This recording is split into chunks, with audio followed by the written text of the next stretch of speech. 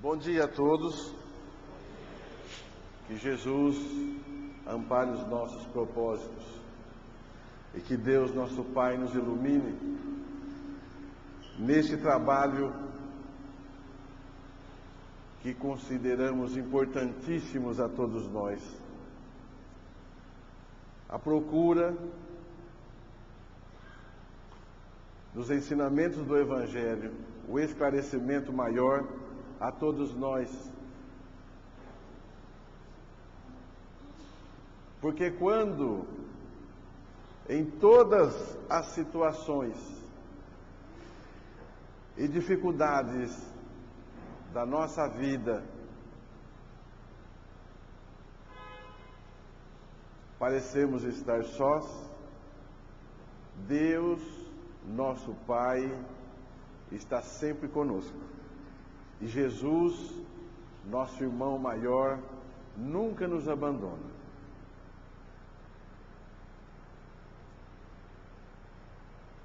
Sempre vem à nossa mente, nos momentos em que intimamente perguntamos de onde viemos, automaticamente em seguida nós vamos descobrindo uma outra pergunta: quem somos nós? Onde estamos? Para onde vamos? Kardec, dialogando com os espíritos, quando ele pergunta: que é o espírito? E a resposta dos nossos irmãos maiores, o princípio inteligente do universo. Mas como podemos definir os espíritos? Podemos dizer que os espíritos são os seres inteligentes da criação. Eles povoam o universo além do mundo material. Perguntas estas feitas no Livro dos Espíritos. E continuando o diálogo, ele diz: é difícil compreender que uma coisa que teve começo não tem fim. E os Espíritos respondem: há muitas coisas que não compreendeis, porque a vossa inteligência é limitada, mas isso não é razão para repelirdes. Mas onde ficam esses espíritos? E eles respondem: os espíritos estão por toda parte, povoam ao universo, ao infinito. São questões muitas vezes, principalmente de onde viemos e para onde vamos, né, que a nossa mente ainda realmente não consegue administrar estas informações. Como não consegue administrar também, a contento de todos nós, quem somos nós? Não é assim? Quem somos nós? Nós começamos neste momento a conhecer um pouco do que somos nós. Porque hoje todos nós já sabemos que nós temos defeitos,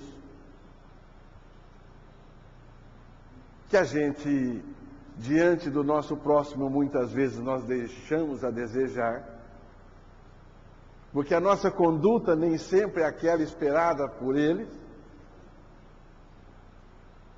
Então a gente começa a descobrir que todos nós ainda somos espíritos pequenos, não conhecemos praticamente nada e temos um longo caminho a percorrer. Por que eu digo longo caminho a percorrer? O Leon Denis nos traz algumas informações importantíssimas. Por exemplo, que o espírito dorme na pedra, foi quando desenvolveu o seu psiquismo. Ele sonha no vegetal quando desenvolveu o seu sistema nervoso. Sente no animal quando começou a ter sensações. E pensa no homem quando chega à angelitude. Essa angelitude está longe ainda. Ela está longe ainda. Para quem costuma dar uma folheada de vez em quando no A Caminho da Luz, logo no comecinho do livro nós encontramos uma situação bastante interessante e importante para o nosso esclarecimento, que diz o seguinte: o Emmanuel, que na região do orbe terrestre, em volta do orbe terrestre, 2 vezes a espiritualidade maior esteve reunida. Espíritos de escola, assim como Jesus. Ele diz, como Jesus. E dado a Jesus a tarefa de administrar esse sistema que todos nós conhecemos. A primeira vez foi essa, para a formação da nossa Terra, do sistema solar. A segunda, quando foi preparada a vinda de Jesus para a Terra, para nos deixar o exemplo que deixou, e o Evangelho como fonte luminosa e enriquecedora para o nosso espírito. Então, um dia nós estaremos nessa situação de angelitude. Agora imaginem vocês, se Jesus coordenou a formação da nossa Terra desde o início do nosso sistema solar, imagine a idade desse espírito. Então, nós temos um longo caminho a percorrer ainda. Mas eu estava dizendo a vocês que a nós todos, de onde viemos? Isto nos traz à mente uma parábola de Jesus que fala sobre os talentos. De onde viemos? Nós começamos lá de trás, fomos criados por Deus simples e ignorantes, e a todos nós foi-nos dados talentos para que os desenvolvêssemos. E assim são. E a cada reencarnação, nós recebemos os talentos que merecemos. Desde o princípio. Desde quando recebemos todos nós os mesmos talentos e os desenvolvemos conforme o nosso livre-arbítrio, conforme a nossa boa vontade. Aí, a cada reencarnação, nós usamos esses talentos conforme se deve ou não. E aí que a gente se lembra da parábola de Jesus. Quando o Senhor que ia viajar, e aqui tem uma parte alegórica, ele deixou a 3 discípulos talentos distintos. A um ele deu 5, a um ele deu 2, e a outro ele deu 1 talento. Por que essa diferença? É conforme eles mereciam. Isso está no Evangelho. A um deu 5 talentos, a outro 2 e a outro 1, segundo a capacidade de cada um. Nós não temos o mesmo nível de conhecimento, cada um tem o seu. Cada um trabalha conforme a sua vontade e o seu esforço. Quando Jesus nos lembra que Deus, nosso Pai, trabalha sem cessar, isso nos dá alguma ideia de como devemos considerar o trabalho. O trabalho sagrado para todos nós, principalmente nas nossas existências, para a nossa manutenção. Mas não é para o nosso bel prazer. Porque a Terra, escola abençoada, ela nos traz e nos dá informações e oportunidades que poucos têm. Que poucos têm aproveitado condignamente. Porque nós ainda reclamamos, ainda nos iramos contra o nosso irmão. Quando a gente se lembra que no nosso lar ainda nós temos muitas divergências, que no nosso trabalho ainda muitas vezes não o admiramos e não damos o devido valor como deve ser,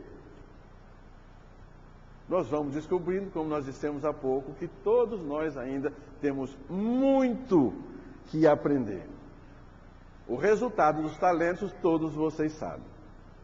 O que recebeu 5 multiplicou, trabalhou muito, dobrou. O que recebeu 2 também dobrou.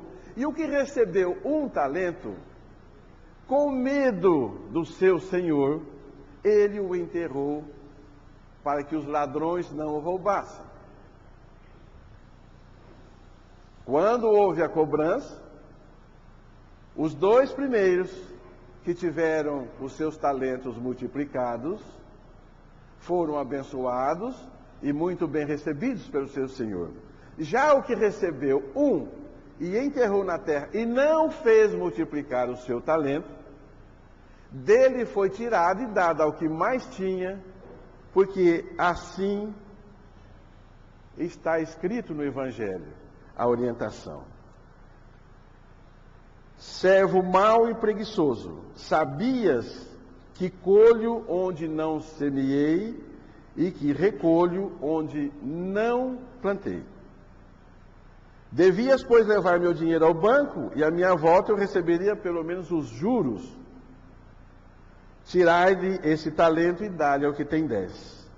Dar-se-á ao que tem e terá em abundância, mas ao que não tem, tirar-se-á mesmo o que julga ter.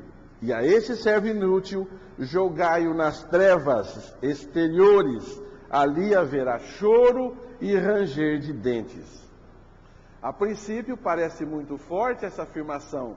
Puxa vida, coitado, ele não teve oportunidade, não conseguiu duplicar o seu talento e ainda foi jogado nas trevas exteriores.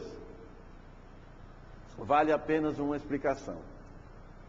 Todos nós temos as nossas oportunidades. Usamos conforme a nossa cabeça, conforme o nosso livre-arbítrio. Se não os usamos bem, o que acontece? Perdemos a oportunidade. E quem que nos castigou? Ninguém. Nós mesmos deixamos de fazer o que deveria ser feito. Deus, que é Pai de misericórdia, não nos condena em nenhum instante. As leis estão feitas para todos nós. A quem fez, muito receberá. A quem não fez, não vai receber. Então, para a próxima reencarnação, ele vai sofrer mais. Porque as tarefas que são nossas, só nós as realizaremos. Só nós as completaremos. Deus nos deixou as leis divinas para serem cumpridas. Então, se o meu irmão consegue fazer mais do que eu perante a espiritualidade, ele receberá mais, não tem dúvida nenhuma, sem castigo de Deus, sem castigo de Jesus, nada disso. Nós nos castigamos quando deixamos de fazer o que tem que ser feito. Tem ainda uma outra oportunidade quando a gente fala assim, bom, e onde nós estamos? Tem uma parábola que cai certinho, o bom samaritano. Onde estamos? Você se lembra da parábola do bom samaritano? Que um homem desceu de Jerusalém a Jericó e foi atacado pelos bandidos. Deixado à margem da estrada, um sacerdote passou, olhou aquilo e vazou, foi embora. Igualmente um levita, um doutor da lei, passou, olhou e foi embora. Mas de repente um samaritano que viajava, e os samaritanos eram considerados mais ou menos excluídos pelos doutores da lei, pelos sacerdotes, ele passou, olhou, desceu do seu cavalo, curou as feridas daquele homem que estava caído no caminho com as suas provisões, colocou-o no seu cavalo, levou-o até uma hospedaria e ainda ajudou a cuidar mais um pouco dele até que ele começasse a se recuperar. E disse ao estalajadeiro, olha, eu tenho que ir embora, eu tenho que continuar a minha viagem. Mas trata bem desse meu amigo aqui, porque se ele precisar de alguma coisa, você pode fazer, que amanhã, quando eu voltar, eu te ressarcirei. E assim foi feito. Aí Jesus pergunta aos doutores, então quem foi mais misericordioso? E o sacerdote responde, é lógico que foi o terceiro, o samaritano. Ele falou, então vai e faze o mesmo. Assim você ganhará o reino dos céus. Por que essa situação de Jesus colocou do bom samaritano? Porque já que ele era um homem excluído, isso nós temos tanto na nossa sociedade, nós vemos tanta gente excluída, né? Não é aquela história dos excluídos, não, aquela coisa, não, nós mesmos, nós excluímos amigos, nós excluímos a nossa esposa, o nosso esposo de vez em quando. Então, é este o exemplo que todos nós devemos assimilar. Onde estamos? Nós estamos vivendo num mundo de expiação e provas. Anuncia-se a chegada, a transição para um mundo de regeneração. Mas não está perto não, gente. Porque lá no Evangelho, lá no Livro dos Espíritos, quando Kardec trabalhava com os nossos irmãos que nos mandavam essas informações, lá em 1857, já tem a informação, é chegado o momento de transição. Lá atrás. Não é hoje, não é no ano 2000, no ano 2010 que vai ter essa transição, não. Lá, há mais de 150 anos, já se começava a falar sobre a transição, que não é de um dia para a noite. É um período que nós temos responsabilidades diante desta situação. Façamos a nossa parte. O Chico dizia muito que o maior advogado para quando nós passarmos para o plano espiritual serão as nossas ações, os nossos atos de caridade que serão os nossos advogados do lado de lá. Porque na maioria das vezes todos nós chegamos lá e nos decepcionamos com o que deixamos de fazer. Estas são situações gravíssimas para todos nós, porque nós não temos como medir quanto que foi a minha ação hoje de manhã, quando eu vi alguém necessitado na rua e eu lhe dei um pão, um café. Eu não sei, mas então façamos o que é bom, façamos a verdadeira caridade, façamos o que a nossa consciência não sofra no dia de amanhã, principalmente quando fizermos esta famosa passagem.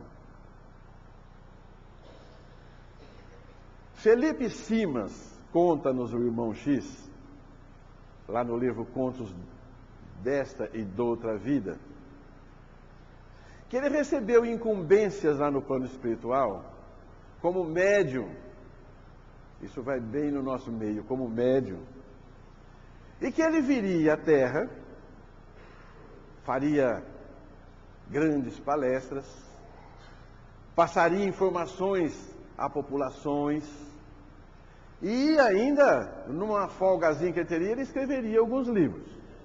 Então, antes de reencarnar, ele veio com os mentores espirituais analisar o local, que era uma cidade grande, segundo o irmão X nos narra.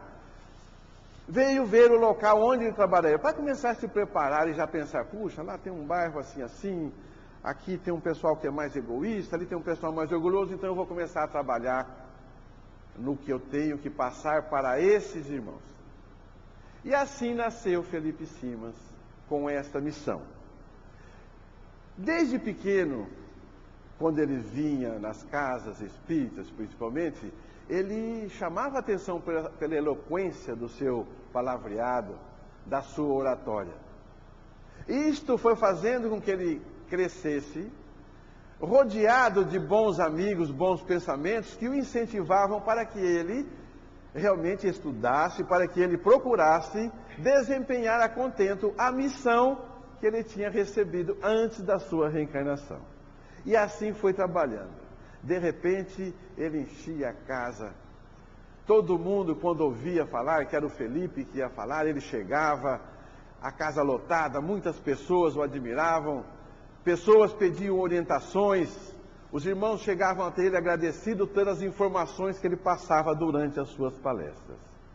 Aí começou um problemazinho que com todos nós acontece. Uns irmãozinhos que não gostam destas coisas, que adoram atrapalhar o nosso crescimento espiritual, começaram a perceber, falaram, aquele rapaz está começando a perturbar. Vamos fazer alguma coisa para que ele pare com essas conversas que ele está tirando adeptos nossos. E aí eles começaram a se reunir. O que a gente faz? Vamos criar uma complicação na casa dele.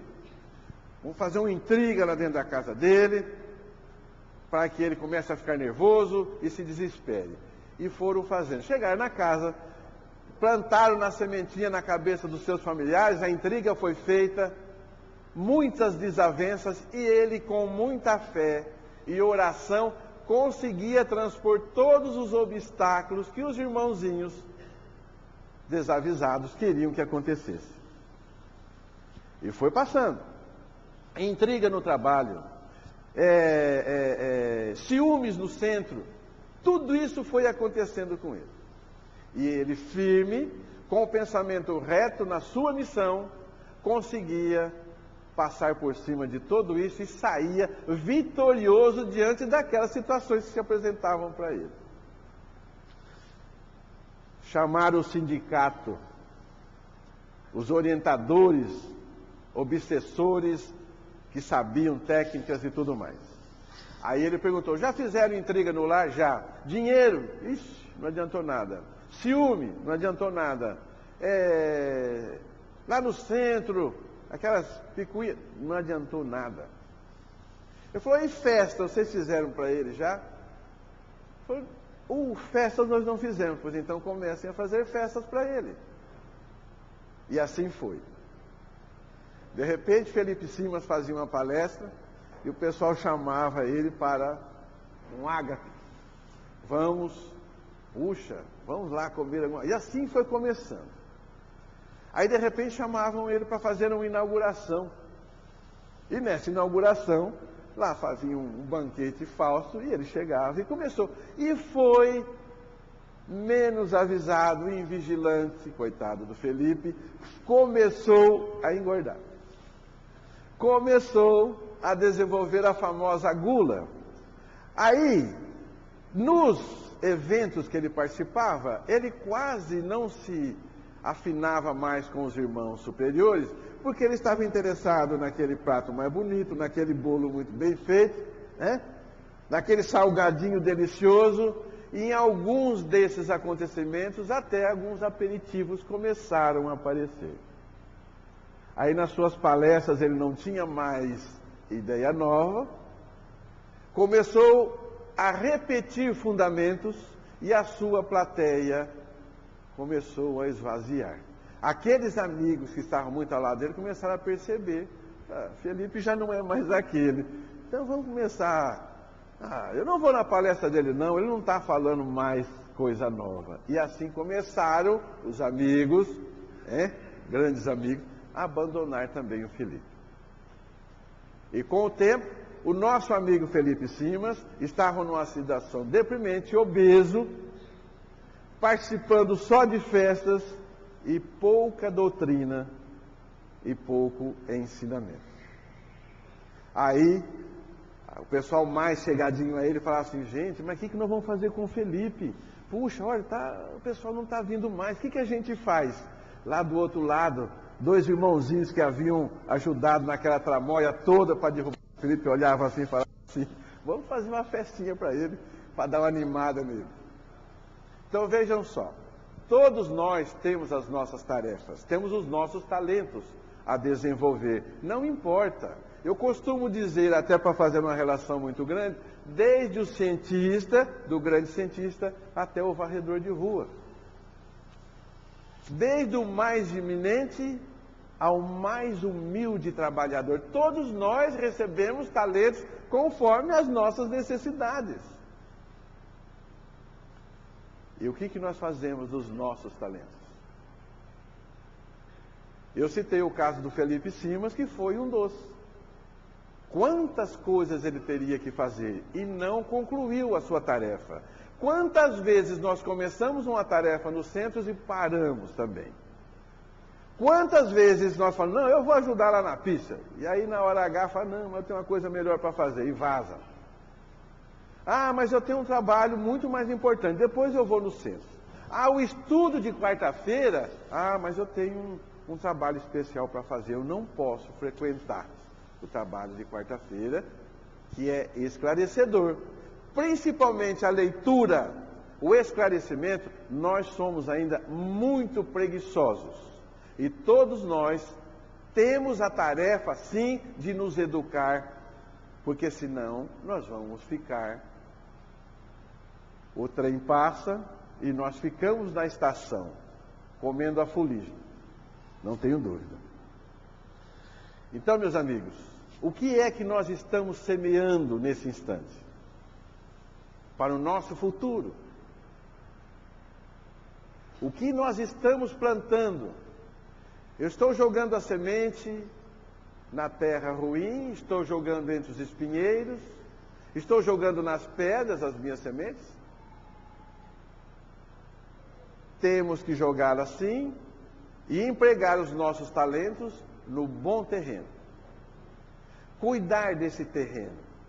Fazer com que o espinheiro não o afogue. Fazer com que as suas raízes se cresçam para que tenhamos sustentação para o nosso futuro. Uma destas informações importantes também que nós vamos encontrando, principalmente no Evangelho de Jesus, que é o nosso caminho, verdade e vida, conforme ele nos salienta, ninguém vai ao Pai senão através de mim. Porque ele nos deixou o roteiro. E quantas vezes nós pegamos o Evangelho para saboreá-lo, vamos dizer assim. Porque eu sempre costumo dizer que uma mensagem lida na semana passada, hoje você a lê e ela te aparece de forma diferente, mais esclarecedora. Todas as mensagens, quando nós descobrimos um item interessante, na próxima vez nós descobrimos outro. Assim é a nossa capacidade, o nosso desenvolvimento intelectual. Quando nós descobrimos alguma coisa, a partir daí nós temos outro a descobrir à frente. O enriquecimento, a sabedoria não para, é infinita. Por isso que nós não podemos ficar sentados esperando que as coisas aconteçam. O filho pródigo, vocês se lembram dessa mensagem? No momento, o filho chegou para o pai e pediu a sua parte, pediu os seus talentos. Me dê a parte que me pertence, que eu vou cuidar da minha vida. E o pai deu. E ele foi. E diante de situações equivocadas, ele acabou perdendo todos os seus bens que havia recebido do pai para cuidar da sua vida. E se viu de repente numa situação difícil. O mundo, desde que é mundo, ele entra em convulsões de vez em quando. Principalmente na área financeira também, como nós vimos há pouco tempo. Todo mundo alvoroçado aí porque o financeiro deu problema. No mundo, é global. Já tinha isso também. E ele estava no lugar onde essa área também deu problema a ele. Ele ficou sem dinheiro, teve que arrumar um emprego e não conseguia, aí ele foi ser tratador de porcos. Com a fome que ele passava, olha a situação que esse rapaz chegou. A fome que ele tinha, ele queria comer a comida dos porcos. E os outros servos que não gostavam dele também, não deixavam nem ele comer a comida dos porcos. Aí ele se desesperou. E com consciência ele se lembrou, puxa, meu pai trata dos seus criados de uma forma condigna. Eu vou para a minha casa e vou pedir a meu pai que eu seja tratado como os criados. Mas eu vou para a minha casa. Eu volto ao meu pai. É uma decisão importante. Que muitas vezes o nosso orgulho não deixa a gente perceber essa situação. Nós estamos com um problema difícil a ser resolvido, estamos sofrendo, problemas vários acontecem e o nosso orgulho ainda teima em não procurar a oração, em não procurar a orientação de Jesus, a orientação do Evangelho. Que eu sempre digo, o Evangelho não é aquela coisa que você tem que pegar com medo. que é uma coisa assim de Deus, é uma coisa muito... Não, o Evangelho é ensinamento, o Evangelho é alegria. Jesus foi alegria. Ele deixou para todos nós esta cartilha de ensinamentos infinita em informações. E nós não administramos isso. E nós deixamos de lado a maioria das vezes. E aí, o filho pródigo retornou ao seu lar e foi recebido pelo pai com festas. Ainda com festas. E é assim que Deus, nosso Pai, procede com todos nós, com todos os seus filhos. Porque, como eu disse há pouco, Deus não castiga. Deus é misericórdia infinita. Deus é amor. E nesta situação Ele está sempre nos abraçando, sempre nos dando oportunidades de reorientarmos-nos perante a vida. Os Espíritos não resolvem as nossas situações, mas eles nos ajudam sim.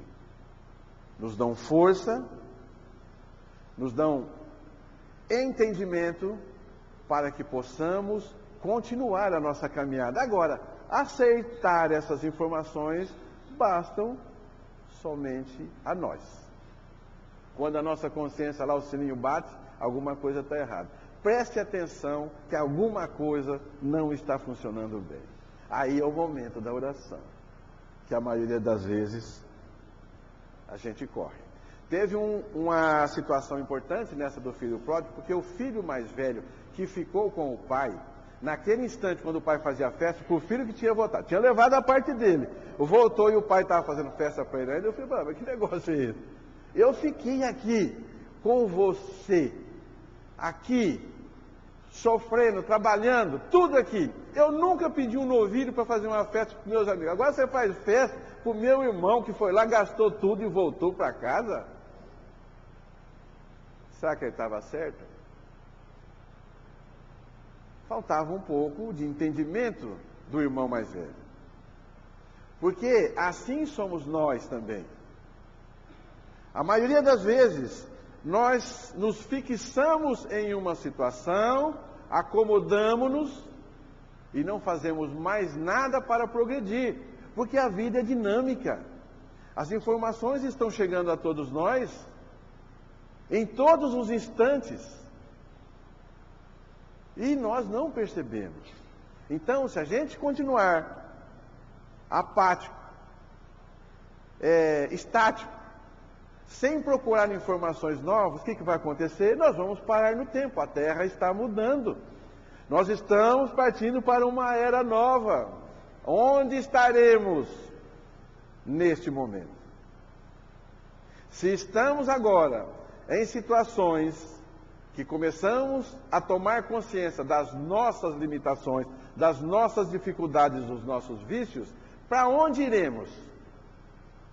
Aí basta se lembrar. O que foi que eu plantei? Onde eu joguei a minha sementinha? Ela vai dar bons frutos? Ou não? Ou vai ressecar lá em cima da pedra, no meio do espinheiro? Como é que vai ser? Como é que será a nossa plantação no futuro? E até vale uma orientação, porque muitas vezes o pessoal pergunta, principalmente para os espíritas, o meu parente morreu, ele desencarnou, como será que ele está lá no plano espiritual? É simples, é só fazermos uma análise do que ele foi na sua existência.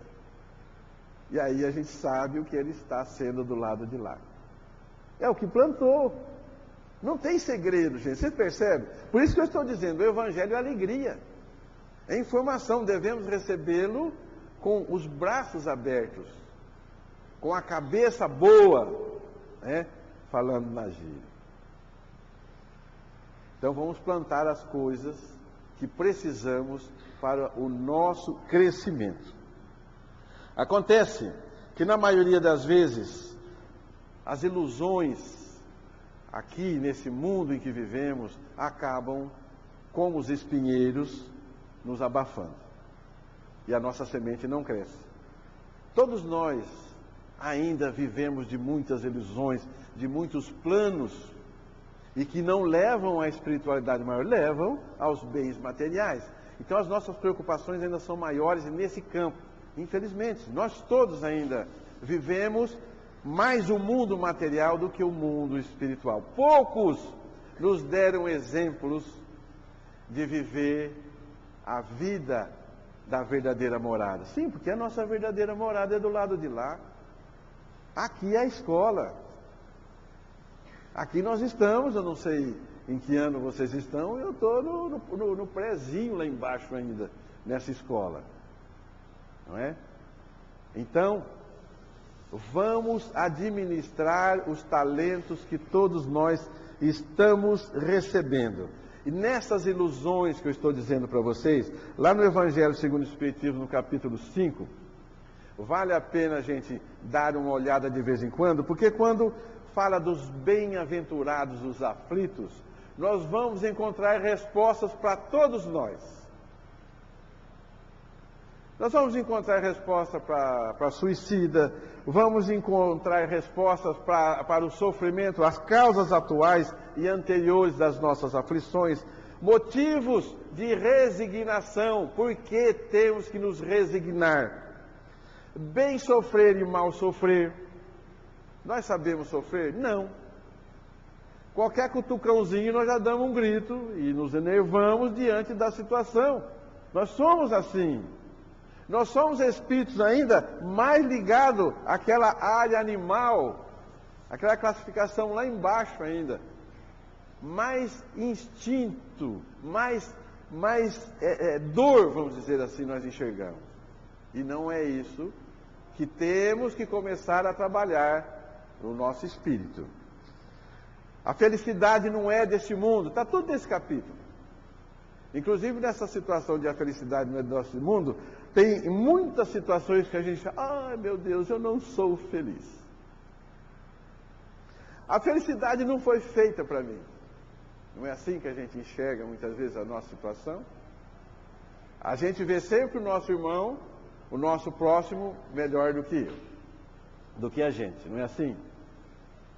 A gente nunca está satisfeito com o que tem, nunca procurou administrar o que tem para viver uma vida saudável. E aí as coisas vão acontecendo. Por isso, tem as explicações das causas atuais e das causas anteriores, as causas das outras reencarnações, que nós as trazemos. Não pensem vocês que nós somos santinhos, não. Ah, mas nessa aqui eu estou tentando, eu estou fazendo tudo, sei. E lá atrás? Você se lembra, você consegue captar o que você foi lá atrás? Quantos irmãos lá atrás você ajudou a enterrar? Então, meus queridos, até eu fiz uma anotação aqui de um trecho interessante do Francisco Otaviano de Almeida Rosa. Ele viveu no Império, ele foi, como o Bezerra de Menezes, também trabalhou no governo, foi senador naquela época também. Chama Ilusões da Vida, e todo mundo conhece, mas é perfeito para todos nós essa informação que ele traz. Quem passou pela vida em branca nuvem e em plácido repouso adormeceu, quem não sentiu o frio da desgraça, quem passou pela vida e não sofreu, foi espectro de homem, não foi homem, só passou pela vida, não viveu. Nós vivemos? Nós estamos vivendo? Muitas vezes não. Preocupado com as coisas, com as ninharias, nós não vivemos. Viver na verdadeira acepção da palavra é viver, e Cristo falou, viver em abundância. E muitas das vezes nós ficamos preocupados com as picuinhas e esquecemos de viver. Tem um outro trechinho bastante interessante que eu vou passar para vocês, que também nós anotamos lá no Contos desta e de outra vida do irmão X. O irmão X foi mestre em contar situações interessantes que sirvam de exemplo para todos nós. Ele fala do Anésio Fraga. O Anésio Fraga, ele vivia em branco, vamos dizer assim. Ele se vestia de branco, sapato branco, tudo de branco. Ele procurava viver na verdadeira pureza, como nós conhecemos que o branco simboliza. Então, quando ele deixou o corpo físico, que ele considerava como um ser puro entre os homens, ele atingiu a fronteira do mundo espiritual e, como um lírio bonito, né?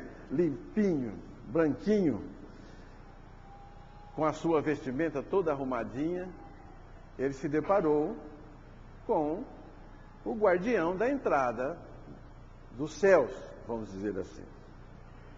Aí, foi um momento, vamos dar uma verificada. O senhor, eu sou o Anésio Fraga. Ah, pois não, meu senhor.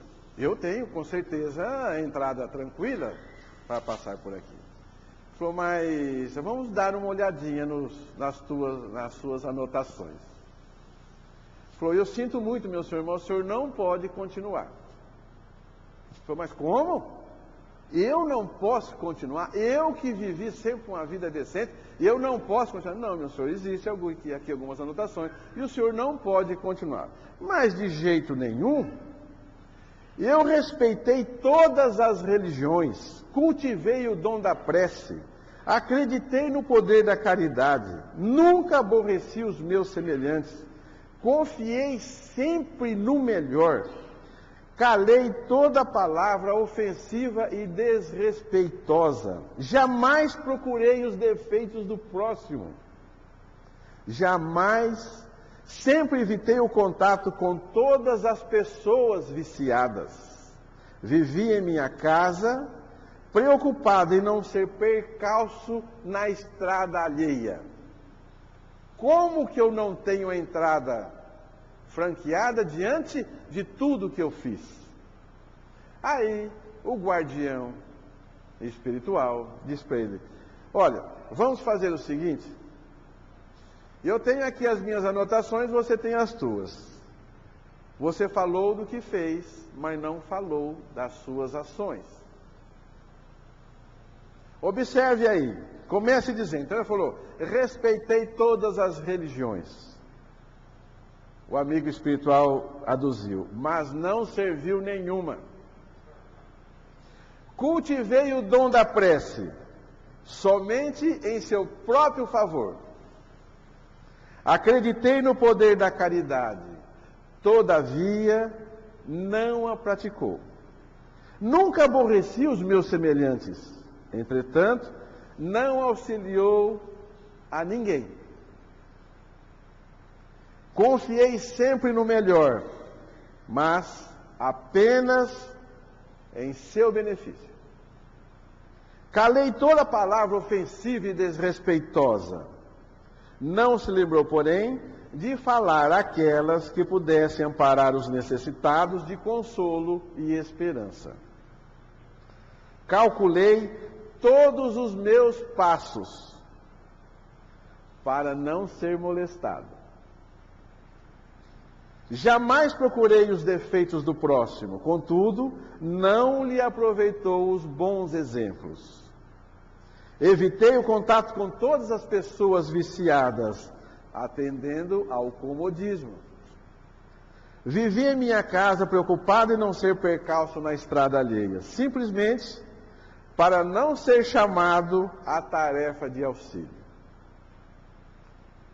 O irmão Anésio, nesse instante, apesar da sua roupa toda branca, sapato branco, tudo, ele só faltava pintar o cabelo de branco. Deixou de ser branco naquele instante porque ele amarelou, diante das informações que ele não tinha percebido. E assim somos nós também. Em todas essas situações, nós somos assim. Quantas vezes nós deixamos de muitas vezes ir a algum lugar porque vai dar trabalho para a gente? E de repente é uma grande oportunidade de auxiliar o nosso próximo. Ou não falamos palavra amarga nenhuma, não falamos besteira nenhuma, mas também não falamos nada para ajudar o irmãozinho que está precisando. Uma palavra amiga, ô meu irmão, calma, confia em Deus. Nós não falamos, não é assim? E aí, como ele se tranca em casa, vivendo a sua vidinha e não querendo saber o que está acontecendo com o irmão lá fora. O que nós estamos plantando para o futuro? De onde viemos? Quem somos? Para onde vamos? Para onde vamos vai depender de todo esse trabalho que nós teremos que fazer. Vai depender da nossa boa vontade, do nosso livre-arbítrio. Por isso, o Evangelho de Jesus, caminho, verdade e vida, é a receita para todos nós. Nós precisamos do Evangelho. Nós necessitamos de Evangelho nesse instante. Porque sem ele o nosso coração continua duro, ele continua insensível diante do nosso próximo. Quantas situações acontecendo ao nosso redor e a gente finge que não vê. Quantas oportunidades de crescimento espiritual nós temos e nós não as administramos conforme o nosso trabalho, conforme as nossas necessidades, conforme o nosso planejamento. Porque todos nós planejamos essa reencarnação. Então, meus irmãos, vamos fazer com que a nossa vida não fique em branco. Vamos colori-la. Vamos dar cor a esta existência que é importante para todos nós. Porque agora é o momento e a transição está chegando. Desde 1857 os espíritos estão falando para a gente. Olha, alerta, viva conforme os preceitos divinos, senão nós ficaremos para trás. Deus é misericordioso, Ele não castiga ninguém. E Jesus nos dá a receita para continuarmos nessa luta abençoada. Nesse caminho que é nosso, nós temos que passar por ele. E teremos que carregar o fardo que Deus nos deu, que não é além das nossas forças. Que Jesus nos ampare e que Deus nos abençoe.